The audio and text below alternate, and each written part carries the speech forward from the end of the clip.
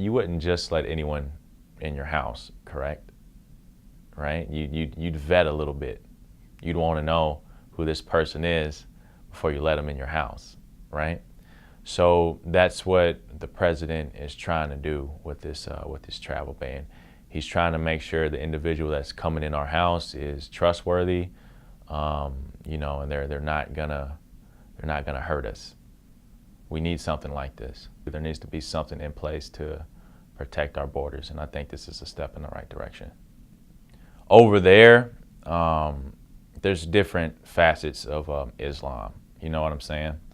And there's different interpretations of it, and that's where the danger is with religion. Is it's completely interpretive. Religion's been used to, drive people to do things they shouldn't. When I say it's a battle of ideals, I mean we're fighting more than people. We're fighting, big picture. We're fighting something bigger than a human enemy. You know what I'm saying?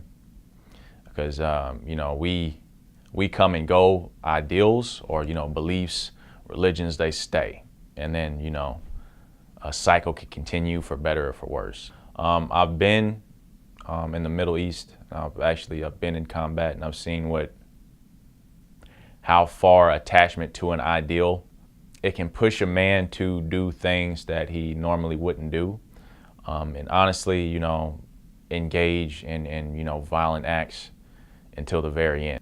How that poses a threat to us is an individual with that type of belief set can do anything, really. You know what I'm saying? Like what could drive a person to be a suicide bomber or whatever the case may be, right? It takes an extreme belief in something to do that, and you can't distinguish the one. So he's kind of trying to, I believe, broad blanket it. You know what I'm saying? We do know that we've been fighting, fighting in a country with Islamic beliefs. So it's a basic step. Let's, vet these people that are coming from these Islamic countries. If we were going to ban an entire religious group based on the percentage of its people who have killed others in the name of religion, Christianity would probably be the first on the list. I mean, the Crusades, centuries of religious persecution based off of Roman Catholicism and Christianity and et cetera, et cetera. Everyone here has just been taught to fear us the same way that Germans were taught to fear and hate the Jews, and the same way that Americans were taught to hate the Japanese after Pearl Harbor. It's all under the same category of racism and bigotry and hatred. And the thing is, they're just people. So our biggest citation for terrorism was 9/11, right? The September 11 attacks.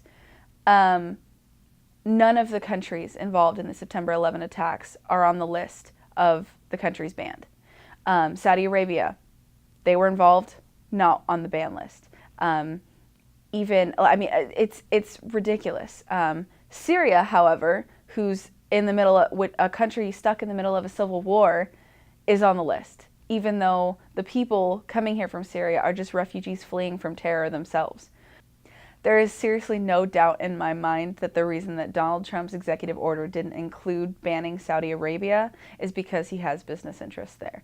There's no question in my mind at all, because why else would the country that was involved, the main country that was involved in 9/11, not be placed on the travel ban that was advertised as vetting out terrorism? There's no reason. When the ban was put into effect, the people that were being detained in airports already had green cards, already had visas, they had permanent residency. The ones who were turned back, the only reason they could was because they were tricked into signing a form that relieved them of their residency, which was completely unlawful and immoral, but they were doing it because there was no semblance of organization, and airports all across the country had no idea what to do. So they said, we need to send you back, but we don't have any grounds to do it. Sign this form. We have millions of people coming into this country every day, And if every Muslim was a terrorist, or even a large percentage of Muslims were terrorists, we would have had a problem a long time ago.